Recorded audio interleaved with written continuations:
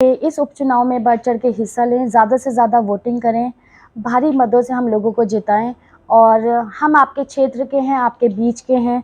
आप और हम में कोई अंतर नहीं है, हम एक ही हैं। पश्चिमी उत्तर प्रदेश में रामपुर जनपद की स्वार विधानसभा सीट पर उपचुनाव का बिगुल बज चुका है। ये सीट समाजवादी पार्टी के वरिष्ठ नेता मोहम्मद आजम खान के बेटे अब्दुल्ला आजम खान को अदालत से सजा होने के बाद रिक्त घोषित हुई है और अब इस पर उपचुनाव हो रहा है। ये सीट मुस्लिम बहुमूल्य सीट है। यहाँ पर 61% वोट मुस्लिमों के हैं और 39% हिंदू वोट हैं, इसलिए समाजवादी पार्टी का स्ट्रॉन्ग होल्ड मानी जाती है।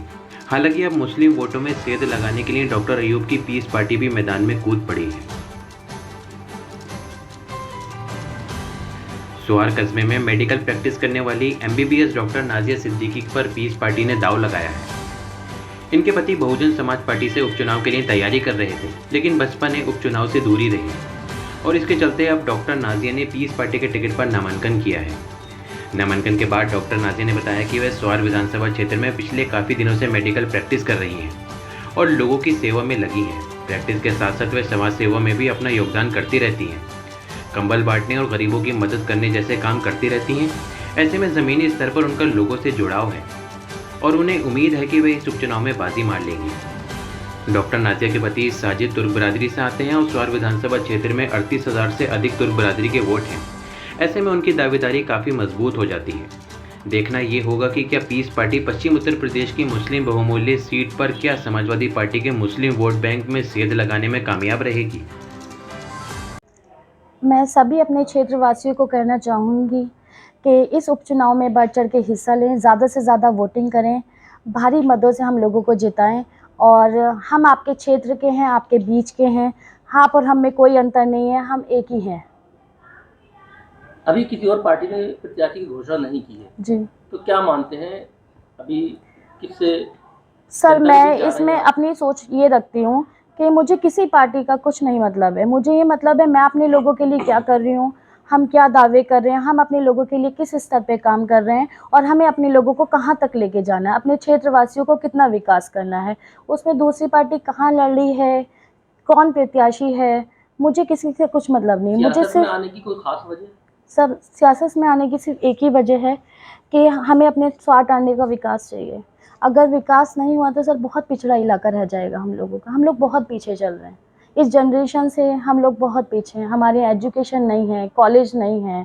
आप CSC या PSC देखिए, वहाँ डॉक्टर्स की बहुत कमी है सर, कि मतलब कुछ लिमिटेड मेडिसिन हैं। और इसके अलावा लाइट इलेक्ट्रिसिटी बहुत बड़ा मुद्दा है हम लोगों के यहाँ। तो सर अगर हम लोग ही नहीं अपने लोगों के लिए सोचेंगे, हम लोग एजुकेटेड हैं, हम किसी को तो सर कदम आगे बढ़ाना पड़ेगा, अपने लोगों के विकास के लिए काम करना पड़ेगा। आजम खान के बेटे अब्दुल्ला आजम खान यहाँ से विधायक थे, उन्होंने विकास नहीं कराया कुछ? सर देखिए, ऐसा है कि मैं किसी के बारे में कुछ ऐसा नहीं कहना चाहूँगी, लेकिन ऐसा है कि उनके अपने ही बहुत बड़े मसले हैं। वो बहुत ज़्यादा दुविधा में हैं आजकल। तो ये उनका अपना पर्सनल ओपिनियन है, उन्होंने क्या किया है क्या नहीं किया है। लेकिन मुझे जो यहाँ दिख रहा है, जिस स्तर पे मैंने वर्क किया है, मैंने जो है नोटिस किया है कि विकास तो बिल्कुल नहीं हुआ है। तो मुझे बस ये पता है कि हमारे लोगों का विकास होना चाहिए, अपना क्षेत्र आगे बढ़ना चाहिए। अपने क्षेत्र को हर फील्ड में, स्पोर्ट्स में सर आप देखिए, हमारे नौजवान इतने ज़्यादा स्पोर्ट्स में इच्छुक हैं, लेकिन उन्हें मौका ही नहीं मिल रहा है। यहाँ तक कि वहाँ के कुछ मैदान हम लोगों ने अपने स्तर पे साफ़ कराए हैं, लाइटिंग लगाई है।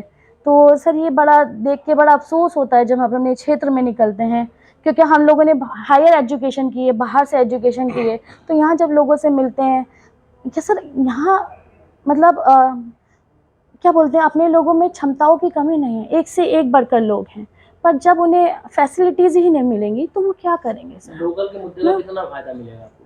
सर पूरा मुद्दा ही लोकल का चल रहा है, बाहर का तो मुद्दा ही नहीं है सर। हम लोग भी इसलिए उतरे हैं क्योंकि लोकल का मुद्दा है। सब लोग चाहते हैं लोकल का ही विधायक हो। हर जनजाति, मतलब आप किसी भी जाति पे वर्क करें, किसी भी जाति से पूछें तो जो क्षेत्रीय विधायक की ही मांग कर रहा है सर।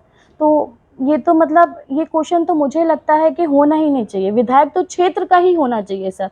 हम यहाँ रहते हैं, यहाँ के लोगों को जानते हैं, हमें पता है हमारा कौन सा एरिया पिछड़ा है, कौन से एरिया में क्या कंडीशन ख़राब है, किस एरिया में पानी नहीं है, किस एरिया में रोड नहीं है, कहाँ के प्रधान को परेशानी हो रही है, कहाँ हेल्थ सिस्टम ख़राब है। सब बाहर के लोग आएंगे तो कैसे चलेगा बताइए।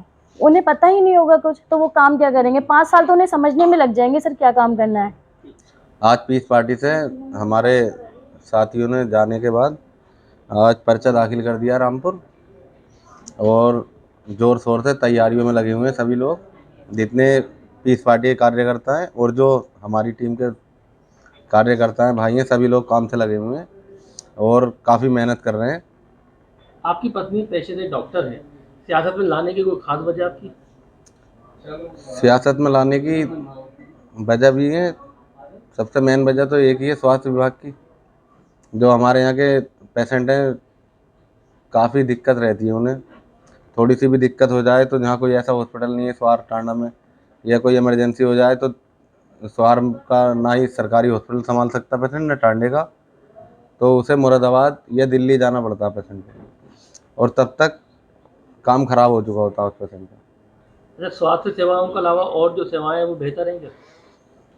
स्वार में शिक्षा विभाग है, वो सारा खराब हुआ सिस्टम।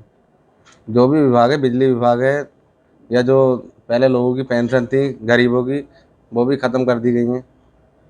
10 मई को मतदान है, स्वार की जनता से क्या अपील करेंगे? मैं स्वार की जनता से ये अपील करना चाहता हूँ कि अपने लोकल का विधायक चुने, अपने आसपास का जो उन लोगों के काम आए, और 10 मई को सभी लोग लोगों से अपील है मेरी, सभी लोग 10 मई को जाकर चुनाव चिन्ह गिलास पर मोहर लगानी है और डॉक्टर नाजिया सिद्दीकी को कामयाब बनाएं।